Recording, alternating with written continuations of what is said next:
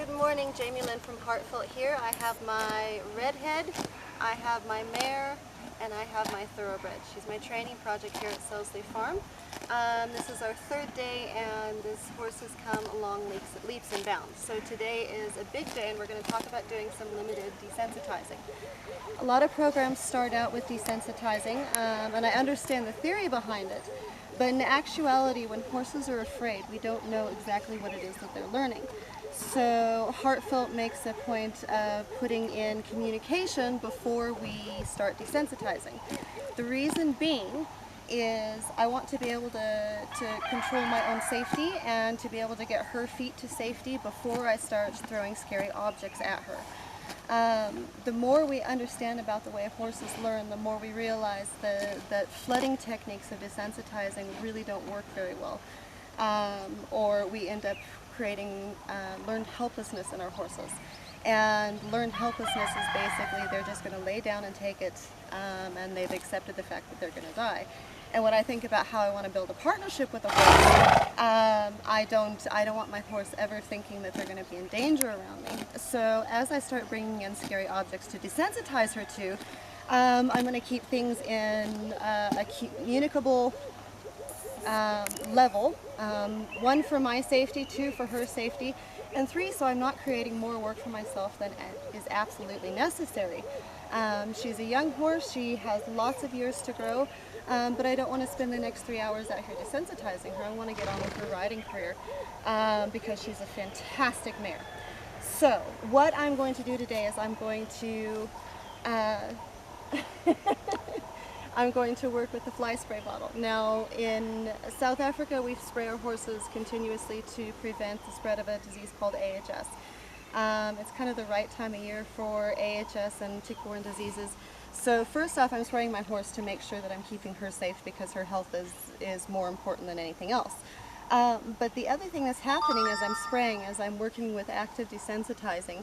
So using the concept of rhythm, relaxation, and retreat. So I will spray and I will create a rhythm with my spray bottle. I'm going to wait for her to try and relax and stop moving her feet.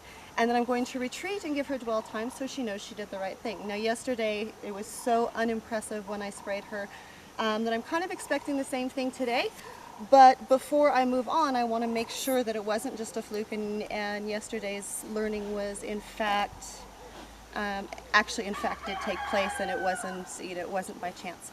So if the spray bottle goes well, then I'm going to work at throwing the rope around her back, having her have the sensation of a girth tightening around her heart girth. And if that goes well, then I'm going to use my bareback pad to have her start carrying something on her back. You know, we seem to get along really well with horses to this point, and then all of a sudden we want to strap a dead animal to their back and it's something that would potentially freak them out. So as I go through my next few sessions with her, I want her to wear a saddle or something like a saddle through the training process so she is being passively desensitized. So actively desensitizing is using rhythm, relaxation, retreat. Passive desensitizing are just having the objects that are going to be in her world that could potentially be frightening show up in her world and her go, well, that's not really anything to worry about. So if I start strapping a saddle-like object to her back now, chances are by the time I go to step up in the saddle, it's going to be a non-event because she's going to understand my intentions. She seems like she's very into the process today. She's relaxed a lot, so I'm going to move right on through.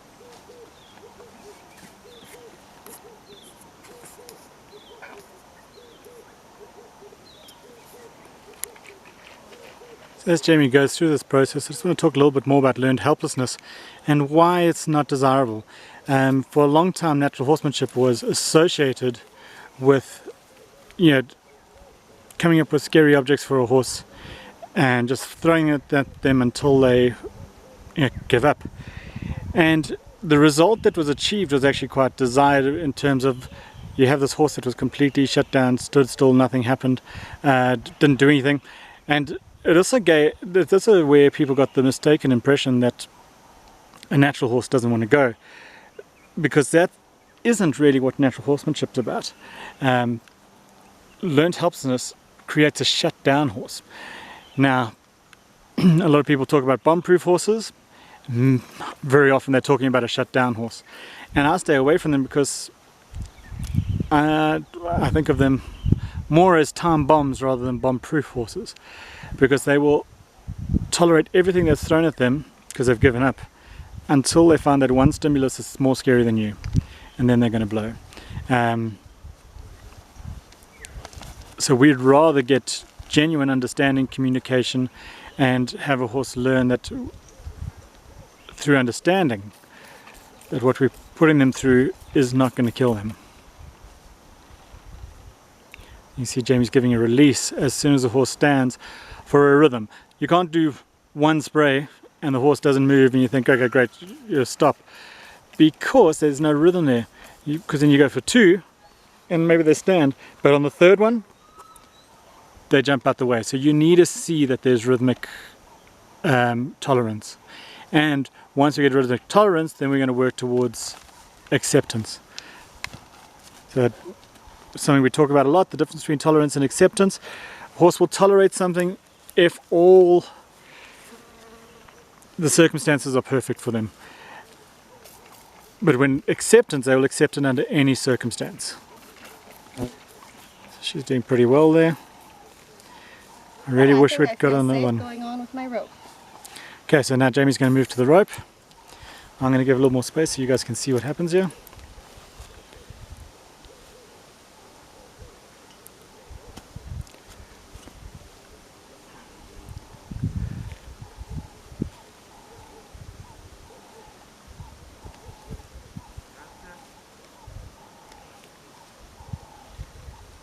You think maybe Naomi can hang on to that horse, please?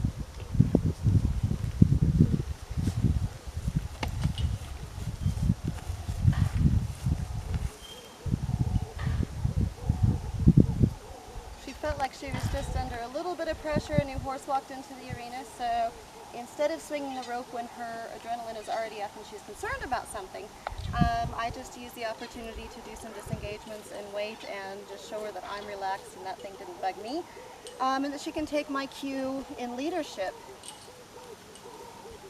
rather than trying to train adrenaline.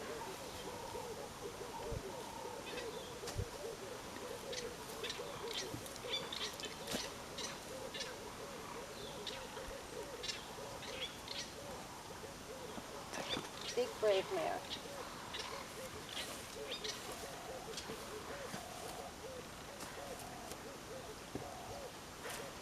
Here we go, Jamie's just swinging that rope over, so that simulates throwing the saddle up, your leg going over.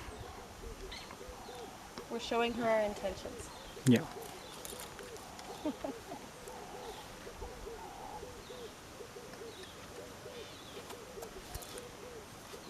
Sounds like the dad talk when boyfriend's brought home. What are your intentions?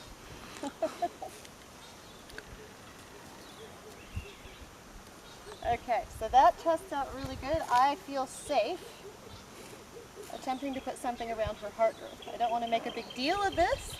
I just want it to be something that's going to happen every day, so I'm going to saddle her the same way I would saddle my best riding horse any day of the week. If an event happens, an event happens, but I don't want to go into it with the attitude that this is something to be afraid of. So I'm going to simulate the heart girth. If she can handle the rope around her heart girth, then I'm going to move right onto the bareback pad. I'm going to keep myself safe. I want to make sure that I have control over my lead rope.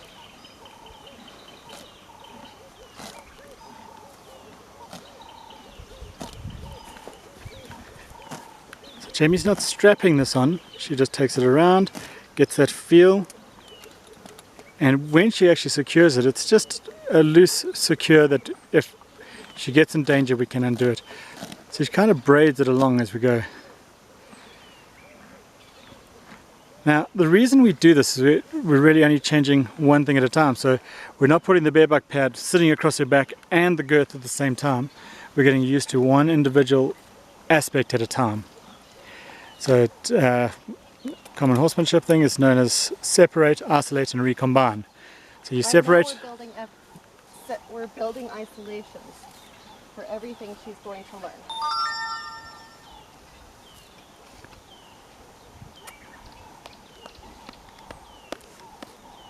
Lost her attention. There we go.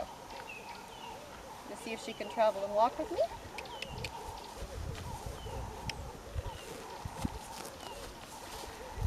It's quite loose around there, but Jamie will tighten as she walks.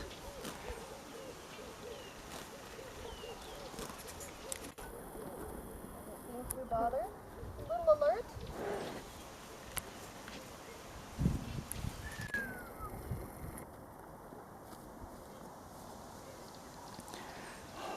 Now the thing with these aspects, if you introduce it kindly and with understanding, we don't normally get much of a rodeo. We don't have the big bucking and kicking and dust flying up. We normally see the first bucks come through at a high gait like a canter, where they really extend and they run into the saddle. But even there, if you take your time, I would say at least half the time you don't get a buck, even in those situations.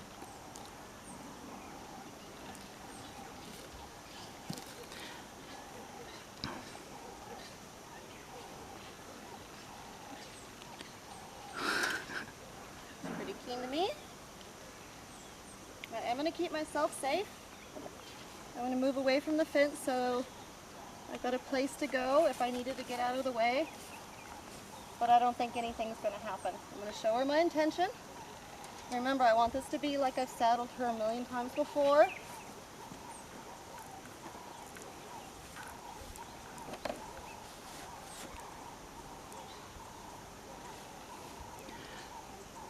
Now you'll notice Jamie's working on the right hand side. We work on both sides of the horse. You ride both sides of the horse, so a lot of people get themselves in trouble because they'll do everything on the left hand side, and then when they get on, they sit on both sides of the horse and the horse freaks out.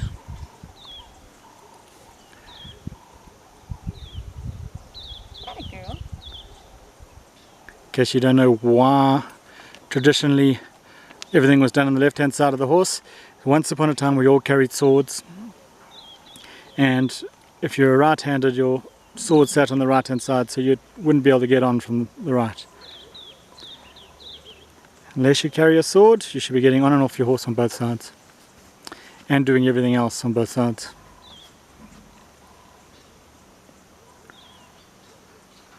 Give a rubber for some reassurance here.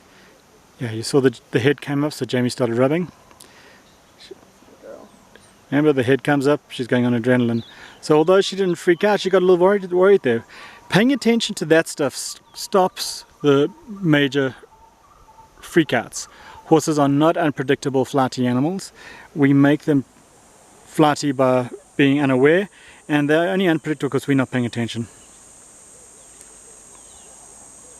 And if I notice the little things sooner, they don't become a big deal later. And that's what we're trying to do for this horse, is not have big deals show up in her life. We have to appreciate that she is a refined athlete built for survival. So every time she gets worried, if I allow that to build and become an issue for her, then I don't really know what's going to happen by the end of my session, and I want to leave my session better than when we started. So when her head went up, just by taking a moment to acknowledge that for her, it teaches her that she can trust me a little bit, that I'm going to give her time.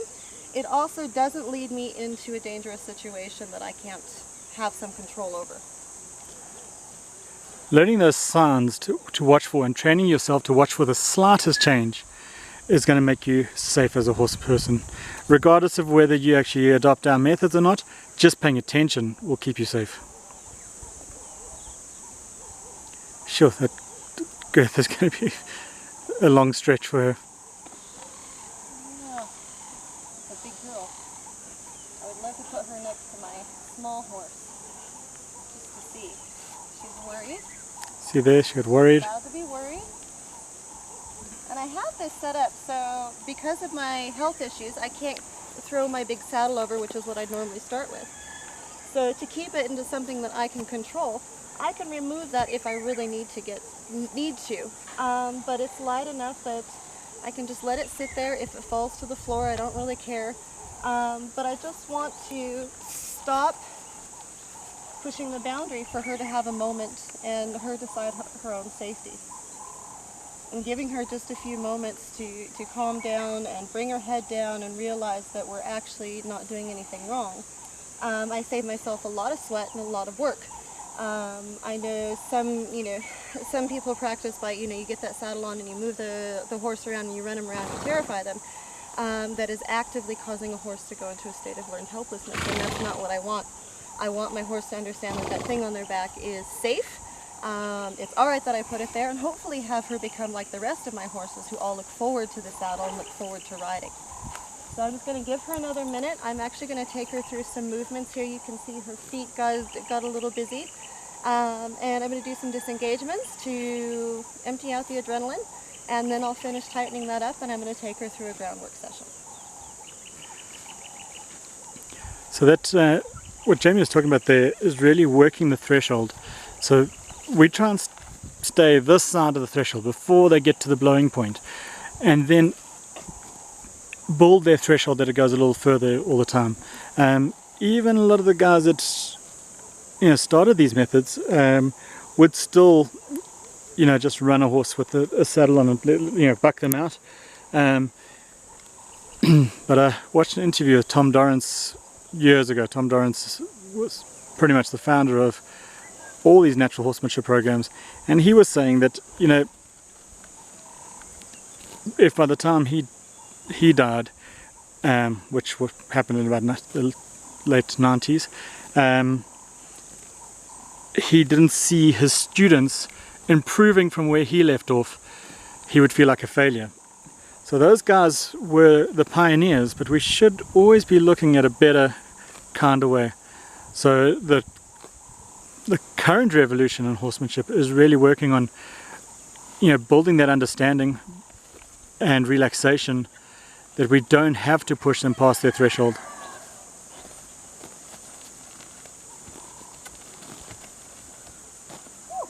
Very tight. Cross over, but she's staying tight. So I'm just going to keep working the disengagements. You can see her disengagements are actually quite stilted and her legs are very, very braced. And that's because she's ready. If one more, if there's one more needle in the haystack, she's going to blow and she will run away from me. So if I just keep working the disengagements until they're nice, fluid, quality steps, I'm going to be achieving the relaxation that I need to go forward. Right now, I'm just going to give her the time that it takes. I'm going to repeat this process 3 or 4 times, and hopefully by the time I see you guys again, she'll be easily saddled and you'll see her wearing a saddle through her groundwork. Thanks for joining us. Please guys, remember that we need you to like and share our YouTube channel. It's how we bring you free stuff and get to share cool things like this with you. If you have questions, feel free to drop us a message, and if you're interested in a correspondence course, drop us a message as well.